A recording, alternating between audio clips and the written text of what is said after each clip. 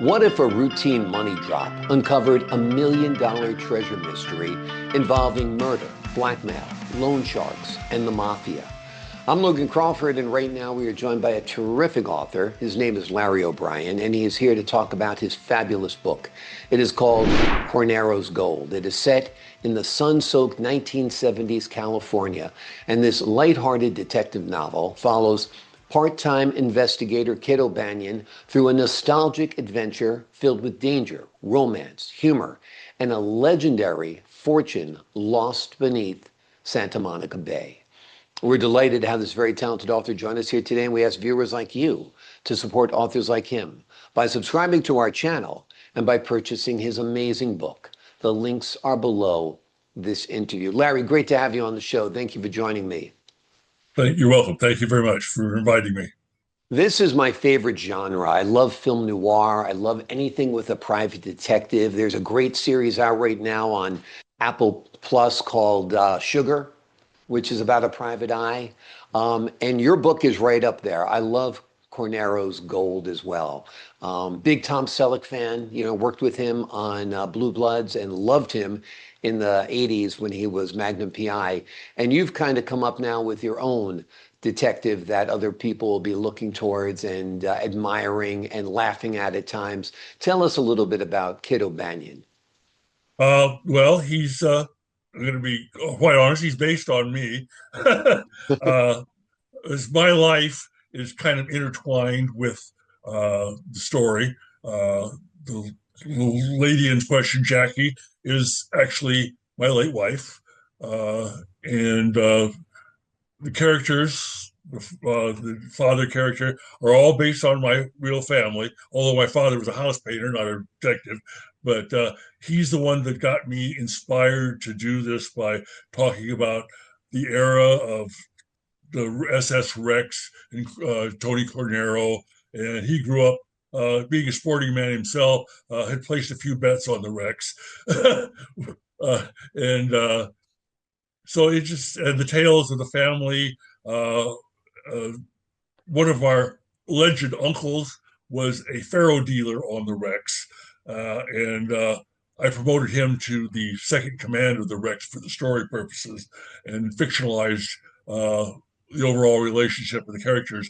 But basically, the at least the personal aspects of it are based on my own personal family relationships and growing up in California and the beach scene here in the 60s and 70s and beach party movies and all that stuff. Just this is the only place that you can have all of that and enjoy California in general. And of course, it has a rich history of organized crime being part of the scene here with the what was his name? I'm having a mental block now. No worries, no worries. But you've done a The, great job. So you've kind of borrowed from your own history, borrowed from mhm. real life, borrowed from pop culture, and melded together this great story of a private eye in search of this fortune. Tell the folks a little bit at home who might not be familiar with Tony Cornero, what he was all about and his gambling ship, the SS Rex. Well, he was. There's a whole fleet of gambling ships off the coast of California that ran from Santa Monica all the way down to San Diego. Tony Cornero's had at least three separate gambling ships in the Santa Monica Bay. The Rex was the flagship, and then there was another one. I forget the name of it, but that was where the actual robbery took place in real life. There was a robbery on one of the gambling ships. I just moved it to the Rex for the purposes of the story, and the gold is fictional, that aspect of it, but there was quite a haul apparently from the original robbery on the sister ship, and he had an ongoing fight with the local authorities that tried to close him down. They stopped the water taxis from taking the people out to his boat. They made him move from 3 miles out to 12 miles to make it even tougher for the patrons to get out there. And they came out, raided his boat, threw his slot machines over the board, and put him out of business for a week or two, and he was back in business. And they finally made it so difficult that he had to fold his tent and move to Nevada, where he opened up a hotel in Vegas. I think it was Sands. I'm not sure whether that's where he originally built the original hotel. And the part about him dying in a crap table is a very real story. That actually happened in 1955. Mysteriously, he died.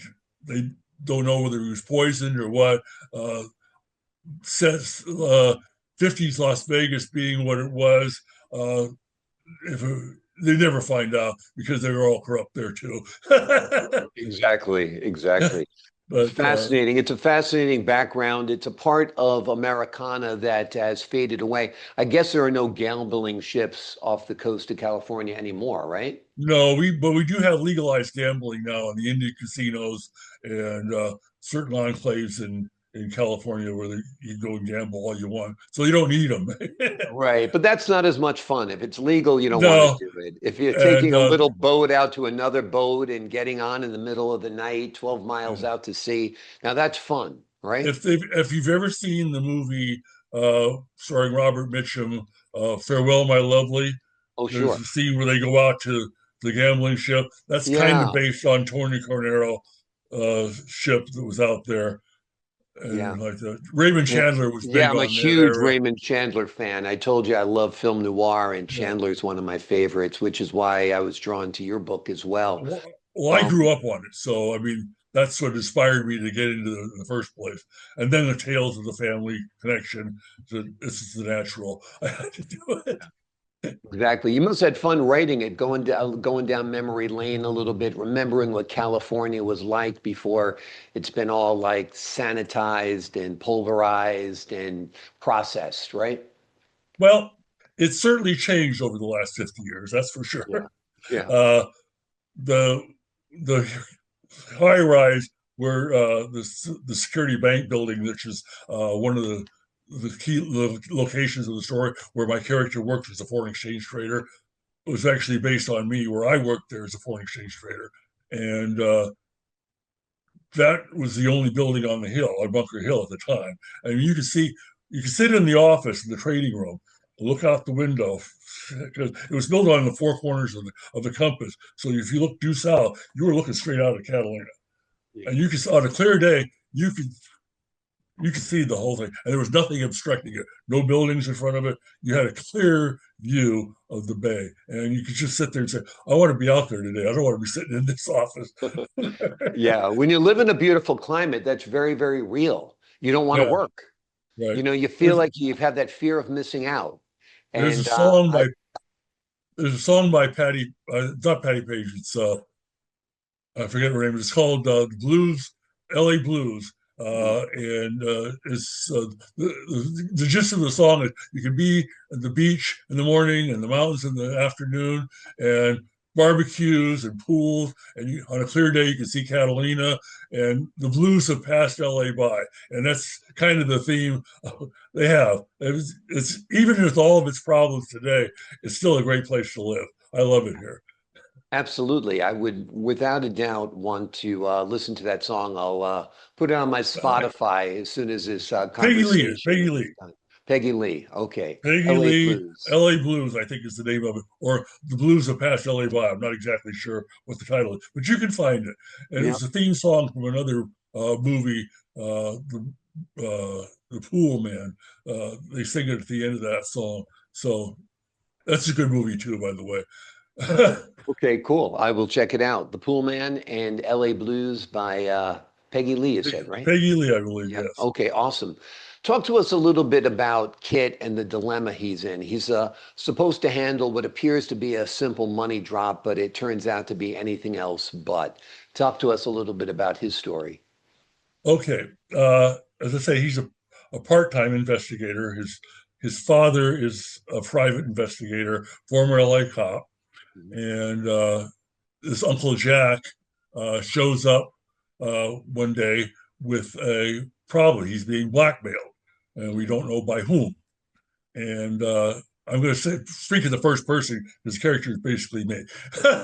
uh, And so they say here, I got to drop 10 grand off at this place on Mount Washington, which is a local, it's a hillside community in Los Angeles.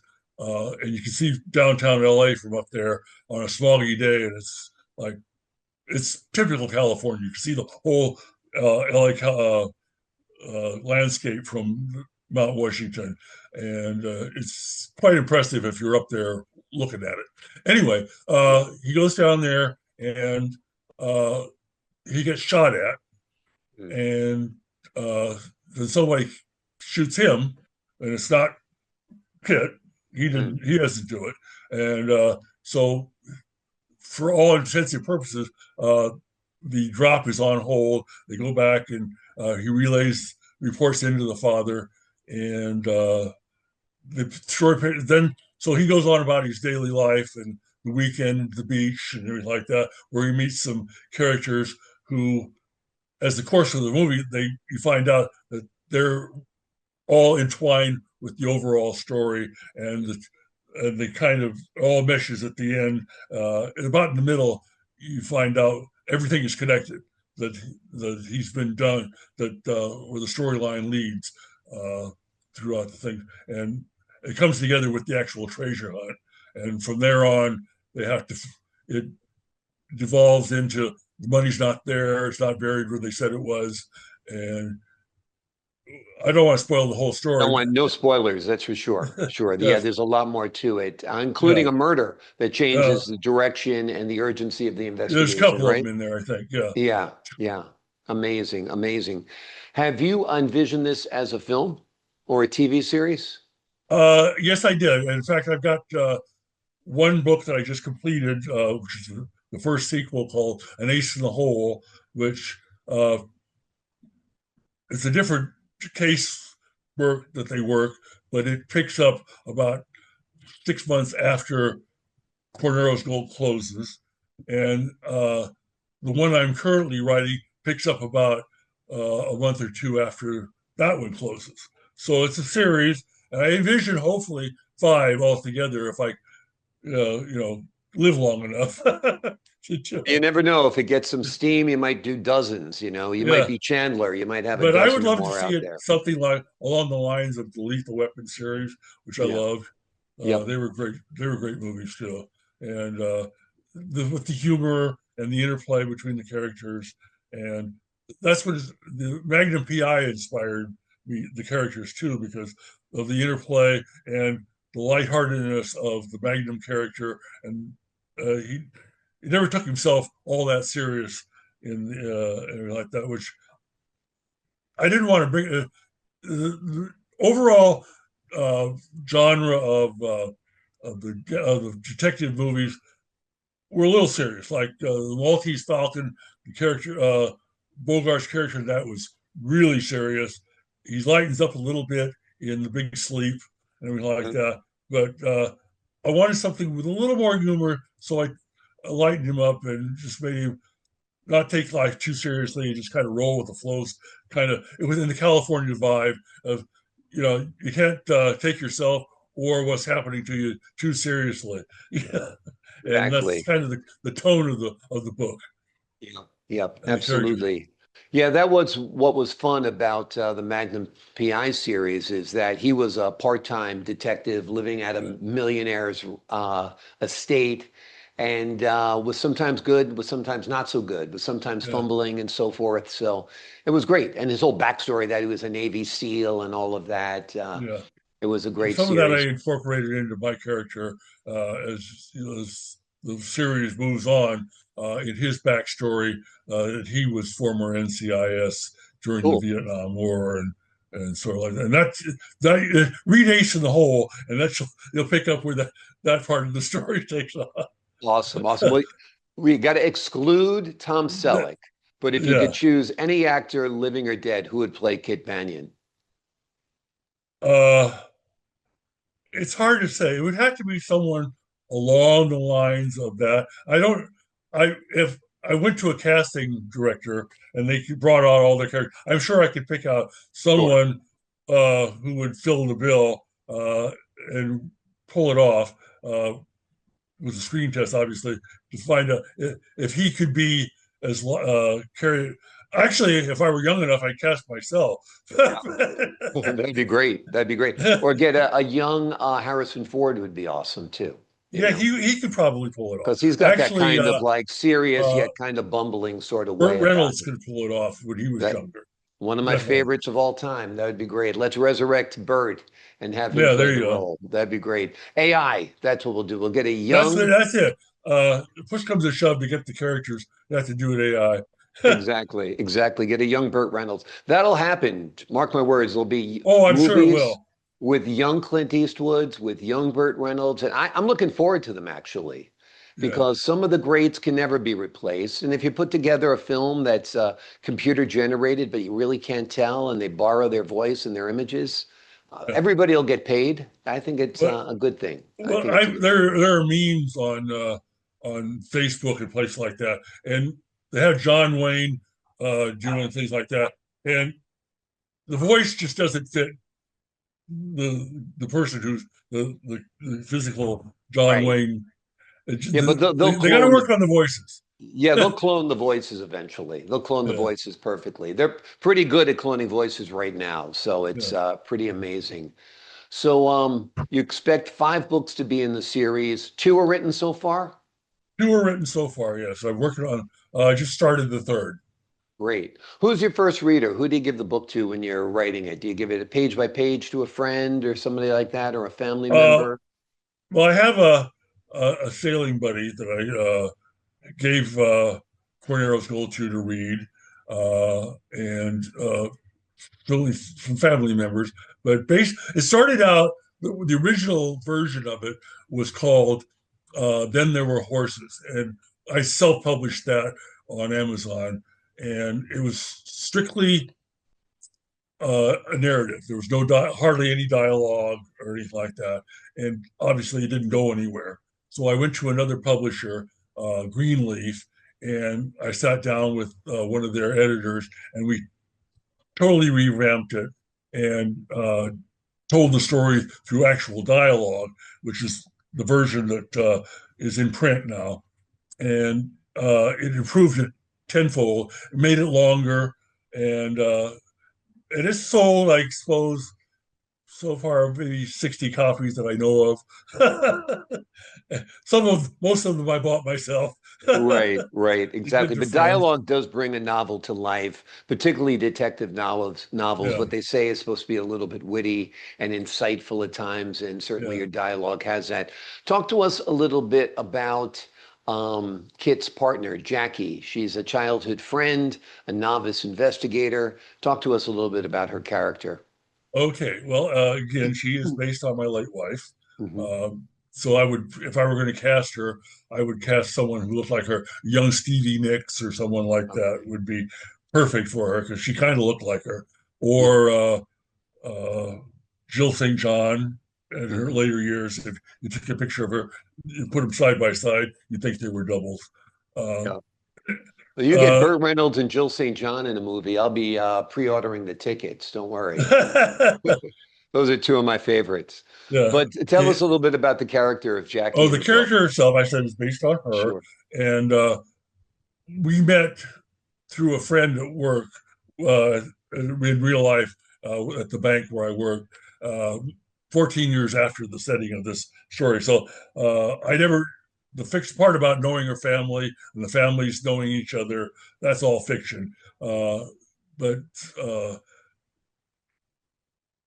my friend posted a picture of her on her phone board, and I was just, ooh, who's that? I'd like to meet her. And she's, oh, that's my friend Jackie. You really like her. I was like, well, why don't you introduce me? I don't want to do that. I don't want to do that. It's a breakup. So she's okay, fine. A few months later, oh, you really like Jackie. I said, please, you'll introduce me. No, I don't want to do that. I said, okay, fine. Either introduce me to her or don't talk about her anymore. And she finally introduced me, and we went sailing. And from there on, it was just all up, we fell in love and got married and all that. Wonderful. Wonderful. But the character is, for the purposes of the story, our families grew up side by side out in the desert at a summer place, and I knew her when she was just she's 7 years younger than me in the story and in real life.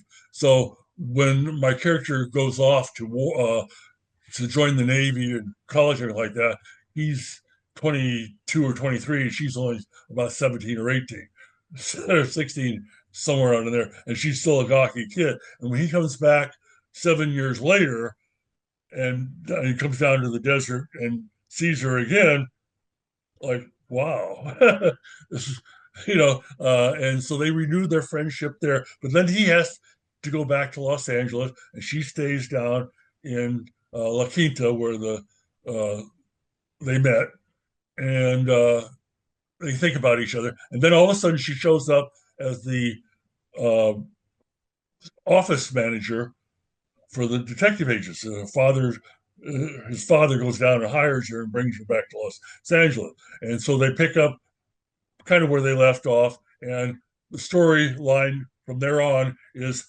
in the first book, is getting to know each other and picking up, basically renewing their friendship and falling in love with each other. So by the time the second one gets around, they're getting ready to move in with each other and and talking about marriage just like that in the second book. But the first one, they're still getting to know each other again after many years of separation and building their relationship. And so the dialogue between the two characters in the book are kind of based on real conversations that real life Jackie and I had for ourselves. Where do you think it's going? What's it up to? That kind of thing. And then the relationship with their parents are based on stories that she told me about her mother and father, and their relationship and the battling Judy's Yeah. with their. So that's all. Like I say, I wove personal elements of our own two lives into the story, and of course the characters are all based on family members and our relationship with each other. Wonderful. It reminded me of this when you were talking. There was another great private eye story TV show during the same time, more or less, of Magnum PI, and that was Spencer for Hire. Yeah, With that was a great one. I that love was a that one. great one. Yeah, And and he had a love interest in there of Susan, who right, kind of was his Susan, yeah, partner. and having read those books and things like that too, that kind of influenced the interplay that I wanted for our characters in there. To and I noticed that all shows now, TV shows, uh, the actual crime or whatever that's going on in the storyline uh, is only part of the story. The backstory that carries it on from episode to episode, and the interpersonal relationships of the characters are half the story, Exactly. and the scenes between the characters and how they react to each other. And so that's kind of what I'm going for with my novels. Is if I wrote just about the story itself, the crime and the caper, it would be more than 30, 40 pages. So Right. you have to Right. expand the whole environment and the detail of the characters to bring it to life, and so that the people like the characters and want more of them. And that's kind of what I'm going for. Well, yeah, absolutely. That's what makes it interesting. The characters, their interactions, their relationships, their insights, their jokes, whatever it might be. That's what makes a book interesting. In fact, Hitchcock had a name for it as well, and he called it, like razzmatazz or Yeah, something like that, yeah, meaning that the crime was incidental. You yeah. just needed something to motivate the characters into place, Yeah, the whether it crime is was what they call the MacGuffin. MacGuffin. There you go. You do remember And that. Okay. that's the robbery of the gambling ship.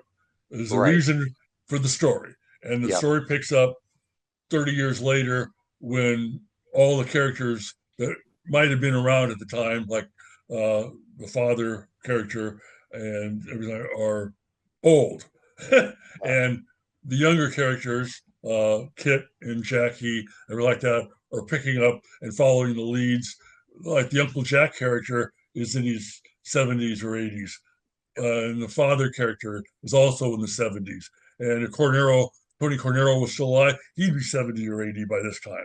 And So the robbery and finding the gold and the interaction with the characters and the discovery of relatives they didn't know they had and everything like that are part of the overall story arc.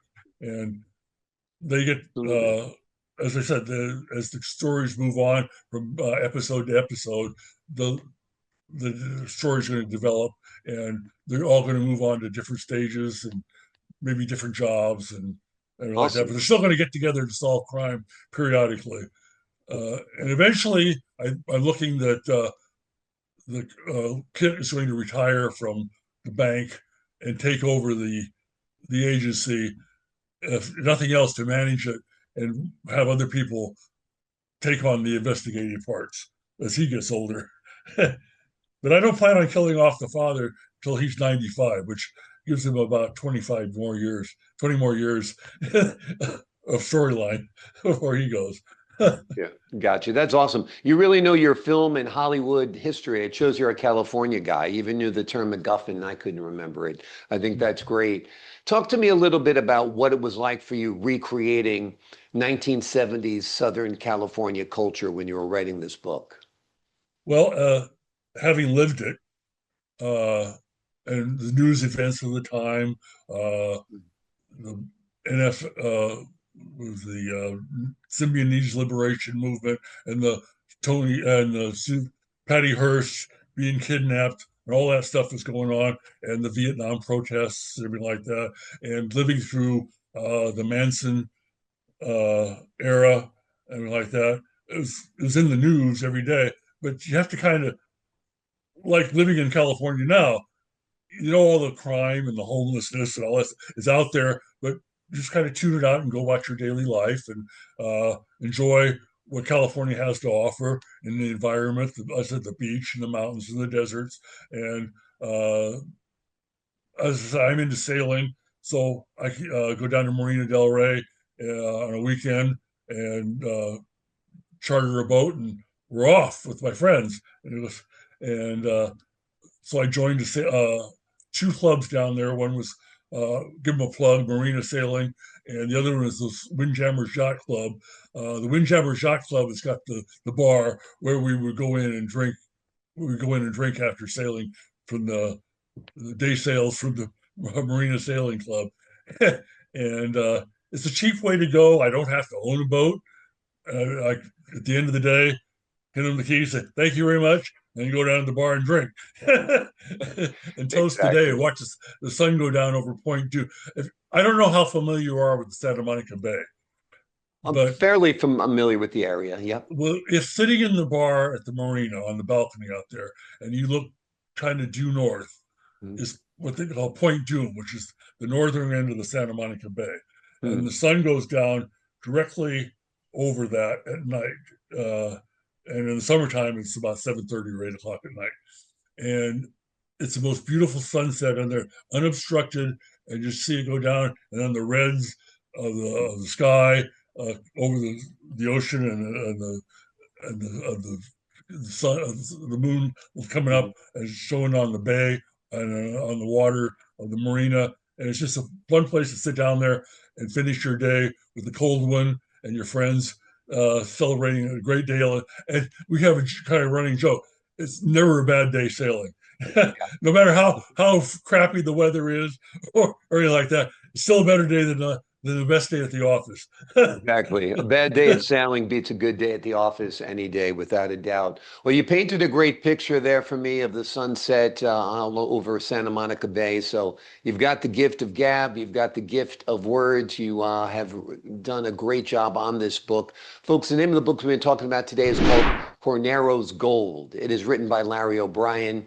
Through Kit O'Banion's search for a legendary fortune lost in Santa Monica Bay, the novel delivers a nostalgic California mystery filled with murder, organized crime, romance, humor, family, and unexpected discoveries. Larry, thank you so much for joining me here today. Pleasure's all mine. Thank you very much for having me. I appreciate your time, your insight, your talent, the wonderful work you've done on this book. To the folks at home, I'm Logan Crawford, thanking you for your time this time. Until next time.